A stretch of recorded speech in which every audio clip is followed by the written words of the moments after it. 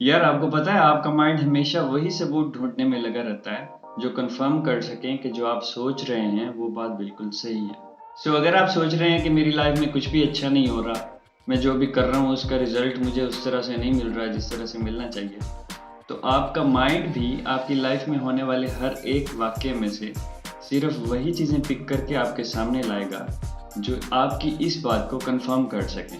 और बिल्कुल इसी तरह अगर आप अपने माइंड को ये फीड कर रहे हैं कि मैं इस कंडीशन से थोड़ी बेटर वन में जाने के करीब हूँ, या जो मैं कर रहा हूँ उसका रिजल्ट मुझे इतने से टाइम फ्रेम में इस तरह मिलेगा, तो वैसा वाकई में ही होने लग जाता है, क्योंकि आपका माइंड वो एविडेंस फाइंड करने लग जाता है जो आपकी इस सोच को, जो आप अपने माइंड को फीड कर रहे हैं, साबित कर सके। अब लाजमी नहीं है कि आप इसको नेगेटिविटी में ही रूट करें, ये एक कंफर्मेशन बायस है और आपके माइंड ने आपको हमेशा सेटिस्फाइड ही रखना होता है। मतलब आप किसी भी सिचुएशन से बाहर आ सकते हैं जब आप मेंटली उसके लिए तैयार हैं।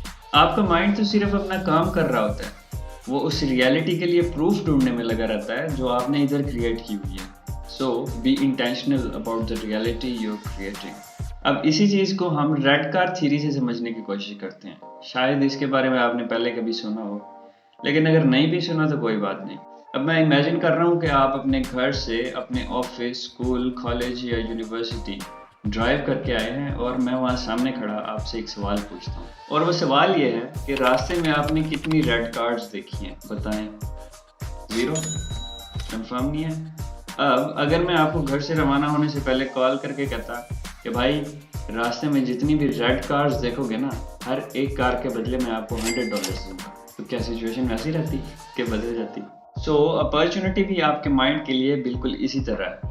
अगर आप सुबह उठ रहे हैं, सारा दिन गुजार रहे हैं, लेकिन आप किसी स्पेसिफिक अपॉर्चुनिटी की तलाश में नहीं हैं और अपने माइंड को भी ये फीड नहीं करा रहे, तो even if it could be right there in front of you, आपके सामने से, आपके साइड से कहीं ना कहीं से वो अपॉर्चुनिटी गुजर जाएगी, लेकिन वो आप उसे ऑब्जर्व नहीं कर।